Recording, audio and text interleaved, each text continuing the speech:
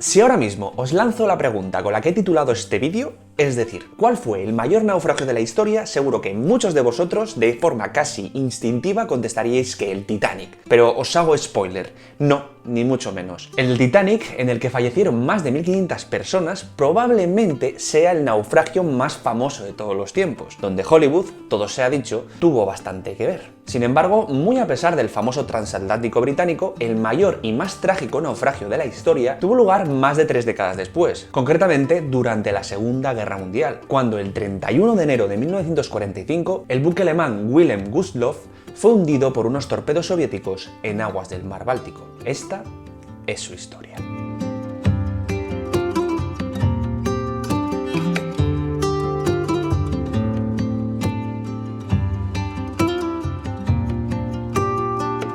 Este barco, que debe su nombre al miembro del partido nazi Wilhelm Gustloff, fue un lujoso transatlántico construido en la ciudad alemana de Hamburgo por deseo expreso del mismísimo Adolf Hitler. Un caprichito muy caro de Adolfito, sí. Votado el 5 de mayo de 1937 y que realizó su primer servicio oficial el 14 de marzo de 1938, un año y medio antes del estallido de la Segunda Guerra Mundial. Al principio, como es lógico, este fue destinado exclusivamente a servicios civiles, para eso lo habían construido, como por ejemplo la organización de ostentosos cruceros vacacionales para burócratas y trabajadores, donde no faltó ni el más mínimo detalle: habitaciones confortables, bares, restaurantes e incluso, ojito cuidado, una piscina climatizada, así como también conciertos o actividades de índole cultural. Sin embargo, unos meses antes del inicio de las hostilidades y el estallido propiamente de la guerra, precisamente a manos del propio régimen nazi con la invasión de Polonia el 1 de septiembre de 1939, el escenario para este barco cambió de manera radical. De hecho, a mediados de ese 1939, este barco fue usado para llevar hasta España un cargamento de alimentos y medicinas como apoyo al recién instaurado régimen franquista. Sí, has escuchado bien. He dicho recién. Sí, recién. Mi cerebro, que sufre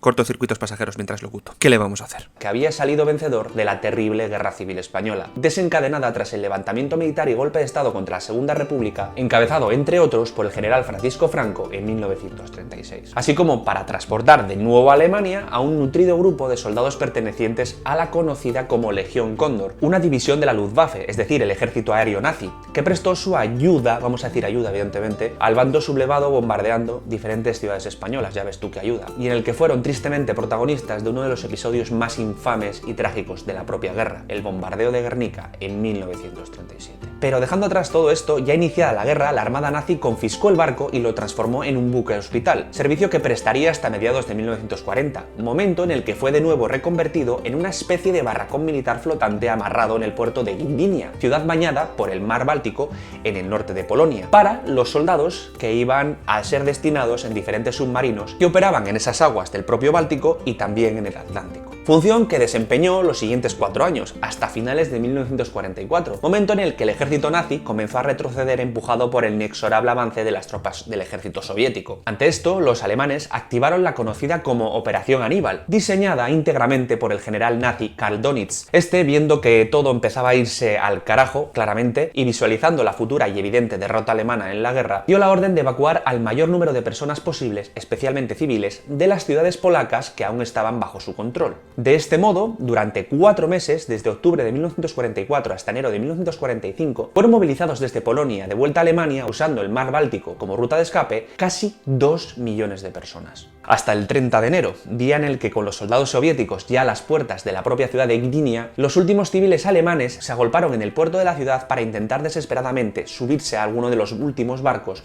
que iban a zarpar hacia Alemania. Uno de ellos fue el Gustloff, que zarpó con destino a Kiel al mediodía con, según las listas oficiales, 6.050 personas a bordo, de los cuales más de 4.200 eran civiles. Sin embargo, las últimas investigaciones han elevado la cifra de civiles a más del doble, unas 8.900, estableciendo el total de viajeros en un número ligeramente superior a los 10.500. Casi nada. Pues bien, el barco comenzó su vida petado hasta la bandera, ya lo estáis viendo, con el problemilla, o mejor dicho, problemón, de que solo contaba, en caso de emergencia, con chalecos salvavidas para 2/3 de la gente que viajaba, y botes que solo podrían acoger como mucho a unas 2000 personas. Si hacéis cálculos, creo que ya os podéis hacer a la idea de lo que estaba por venir. Sí, durante la madrugada del 30 al 31 de enero, en la que se alcanzaron temperaturas medias de casi 20 grados bajo cero, casi a mitad del trayecto, el Gustloff fue detectado por el submarino soviético S-13, a cuyo mando estaba el capitán Alexander Marinescu. Al carecer este barco de distintivos de misión humanitaria porque había salido con lo puesto, el capitán soviético decidió dar la orden de torpedear al transatlántico y a un pequeño buque torpedero de la Kriegsmarine que lo escoltaba. La Kriegsmarine es la armada nazi, para que me entendáis. De este modo, el transatlántico recibió 3 impactos que abrieron profundas brechas en su casco, provocando el pánico entre los pasajeros. En apenas 50 minutos, el Gustloff se hundió enterrado para siempre en las gélidas aguas del Báltico, dejando un balance de más de 9.300 personas fallecidas, ya que solo se pudo rescatar con vida un total de 1.239,